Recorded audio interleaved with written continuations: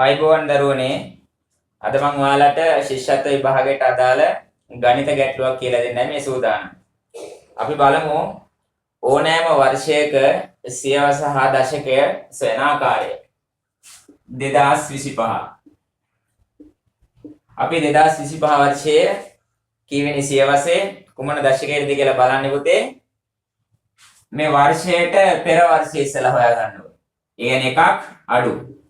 2025 නම් 2024. ඊට පස්සේ අපි මේක දෙකට බෙදාගෙන මේ අවසාන ඉලක්කම කපලා දානවා. මේ මුල් ඉලක්කම් දෙකට එකක් එකතු කරපු ගමන් 21 කියන්නේ පුතේ සියවස, ඊළඟ ඉලක්කමට එකක් එකතු කරපු ගමන් 3 දශකය.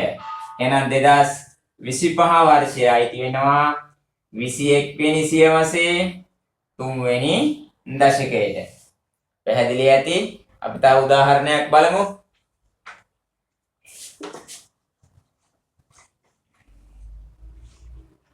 දෙදාස් 10. මොකද අපි ඉස්සෙල්ලාම කරන්න ඕනේ පෙර වර්ෂය සොයා ගන්නවා. එකක් අඩු කරනවා 2009. ඊට පස්සේ මොකද කරන්නේ? දෙකට බෙදලා අවසාන ඉලක්කම කපලා දානවා. මේ බලන්න මුල් ඉලක්කම් දෙකට එකක් එකතු කරපු ගමන් 21. ඊළඟ ඉලක්කමට එකක් එකතු කරපු ගමන් 1. එහෙනම් පුතේ 2010 කියන්නේ 21 වෙනි සියවසේ පළවෙනි දශකයට අයත් වර්ෂයක්. ඔයාලට පුළුවන් ඕනෑම වර්ෂයක සියවස හා දශකය හොයාගන්නේ කොහොමද? පෙර වර්ෂය හොයාගත්තා.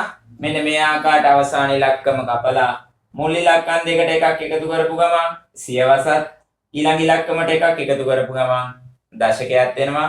මේ ක්‍රමය පුතේ ඕනෑම වර්ෂයකට ගැලපෙනවා. ඉතින් මම හිතනවා ඔයාලට මේක පැහැදිලි වුණා කියලා. ඉතින් නැවතත් අපි තවත් ගණිත ගැටලුවකින් හමු වෙමු. ආයිබෝවන්.